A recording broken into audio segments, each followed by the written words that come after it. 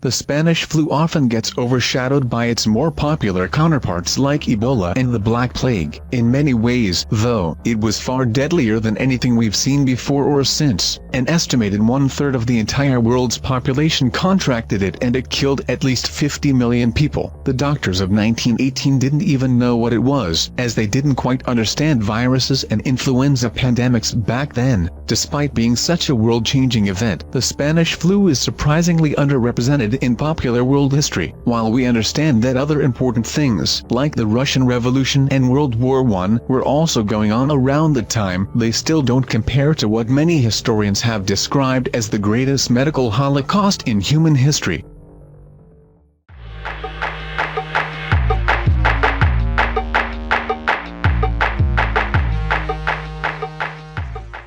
The Spanish connection. Because it's called the Spanish flu, many of us assume that it originated in Spain. Its name is the primary reason we still blame Spain for something it had nothing to do with. Even though we don't know where the flu came from, we know for sure that it wasn't Spain. In fact, the number of cases in Spain was lower than many other countries. It's called Spanish flu because Spain was one of the first countries to widely report on it. Because of being neutral in World War I, their press was freer than other nations. Countries like Britain, the US and Russia, all of which were involved in the war, kept the news of the flu restricted to maintain morale. It's a classic case of blaming the messenger, as people started attributing the flu to Spain, even if it was just honestly reporting on it.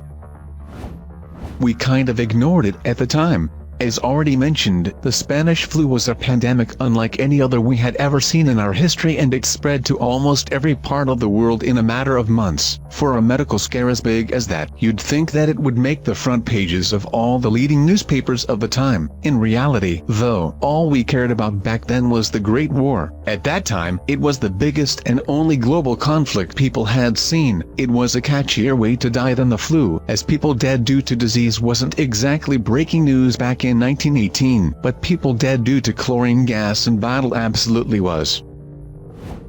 It wasn't a super strain of the flu. The sheer speed of infection and number of deaths in such a short period of time really doesn't sound like something a normal flu virus can do. The Spanish flu is always assumed to be some super strain that we just didn't have a cure for, which came out of nowhere and decimated entire swaths of our population. Recent research, however, has found that the virus wasn't more aggressive or dangerous than any previous influenza epidemics. The primary reasons it was so deadly were overcrowding and poor hygiene due to the war. Many people around the world found themselves in cramped spaces like military barracks and refugee camps because of geopolitical conditions at that time, which allowed the virus to spread around far more easily than it would have otherwise. Resurrection of the virus.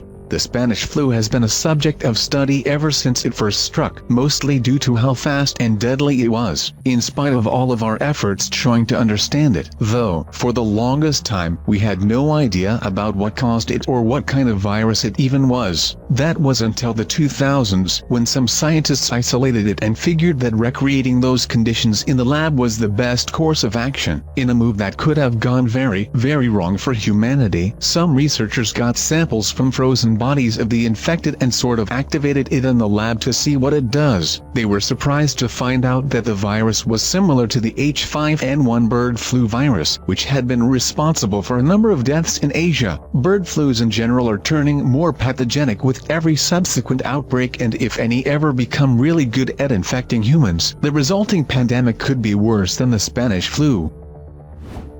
The flu virus wasn't actually the main killer. One of the biggest concerns regarding the Spanish flu is that we don't really know how to battle it, even with our modern medical technology. For one, various pathogens today are rapidly developing immunity against antibiotics and other medicines, largely owing to our overwhelming reliance on such medicines to cure even simple ailments. More importantly, influenza viruses in themselves aren't the problem. It's the other medical complications that come with them that we should really be worried about. Studies have found that the majority of deaths during the Spanish flu were actually due to bacterial pneumonia, which took hold immediately after the virus. Once the flu had successfully weakened the immune systems of those affected, their bodies were fertile grounds for the bacteria.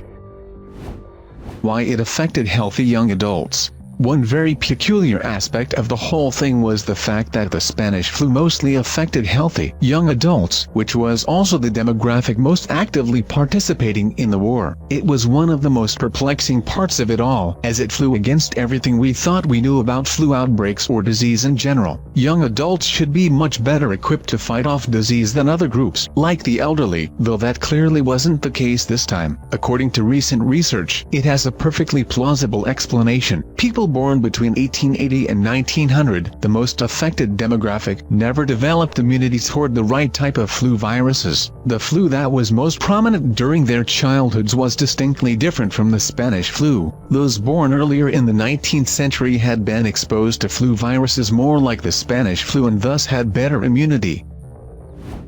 Aspirin might have made it worse.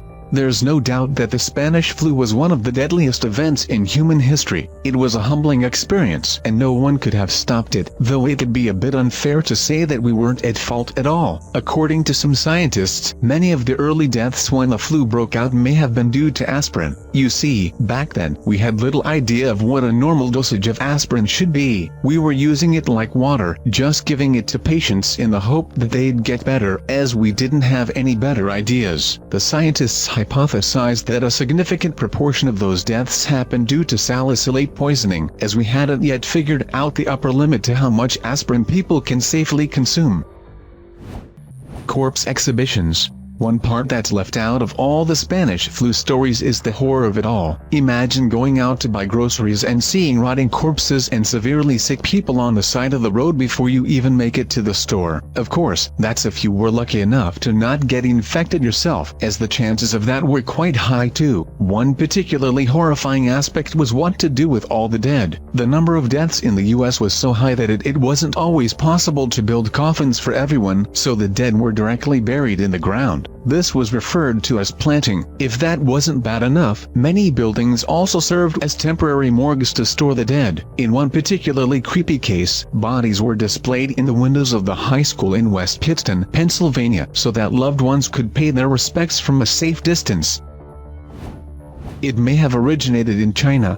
Apart from being an unprecedented medical emergency, the Spanish flu was also quite mysterious. The biggest question was where it came from in the first place. Knowing where it came from is crucial to identifying the conditions that led to such a severe outbreak and making sure that it doesn't happen again. While this is a question we may never be able to decisively answer due to a lack of medical records from the time, some historians think the Spanish flu may have come from China. According to Mark Humphreys from the Memorial University of Newfoundland, the virus was carried to Europe with some 96,000 Chinese laborers hired to work with the British and French forces. While he admits that we'd need more samples of the virus to truly confirm its origins, other historians find this hypothesis plausible. China had a lower number of casualties from the flu, which suggests that their population had prior immunity to it. One of the biggest threats to human life. When we think about threats to life on Earth, we always think of stuff like nuclear war or asteroids. That's probably because those events sound a lot more destructive and deadly than a mere disease, not to mention the medical care of today being a lot more evolved than before. Unfortunately, as recent outbreaks like H5N1 and Ebola have shown, a rapidly spreading pandemic is still on top of the list of things with the ability to wipe out human civilization. Sure, our quarantine methods and medicines are quite capable of dealing with such threats, though that's only because we haven't yet encountered anything like the Spanish flu since 1918. The same flu today would spread much faster due to the world being much more connected than back then. The virus could also be much more resistant to our medicines. By some estimates, a virus with comparable pathogenicity to the Spanish flu would kill more than 100 million people today, and there's little we'd be able to do to contain it. If you like this video, then put a liking on it, subscribe to the channel and write comments, because your activity motivates me to make new videos faster. See you later.